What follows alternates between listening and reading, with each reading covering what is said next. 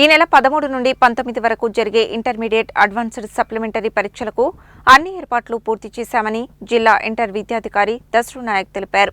పరీక్షల నిర్వహణ కోసం జిల్లా వ్యాప్తంగా 29 పరీక్షా కేంద్రాలను ఏర్పాటు చేశామని తెలిపారు.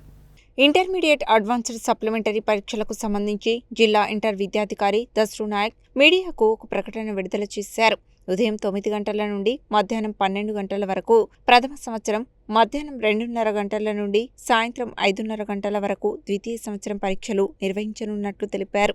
మొదటి సంవత్సరం విద్యార్థులు 6,046 మంది, రెండవ సంవత్సరం విద్యార్థులు 4,032 మంది పరీక్షలకు హాజరు కానున్నారని తెలిపారు. ప్రతి పరీక్షా కేంద్రంలో విద్యార్థులకు తాగునీటి సౌకర్యంతో పాటు ఏఎన్ఎంలు, ఓఆర్ఎస్ ప్యాకెట్లు, ఫస్ట్ ఎయిడ్ బాక్సులను అందుబాటులో ఉంచామని తెలిపారు. విద్యార్థులు సకాలంలో పరీక్షా కేంద్రాలకు చేరుకునేలా పరీక్షల వేళలకు అనుగుణంగా ఆర్టీసీ అధికారులు బస్సులు నడపాలని, విద్యుత్కు అంతరాయం లేకుండా అధికారులు చర్యలు తీసుకోవాలని కోరారు. ప్రతి పరీక్షా కేంద్రం వద్ద BNS 163 సెక్షన్ అమలులో ఉంటుందని, పరీక్షలు జరిగే సమయంలో జిరాక్స్ కేంద్రాలను మూసి ఉంచాలని పేర్కొన్నారు.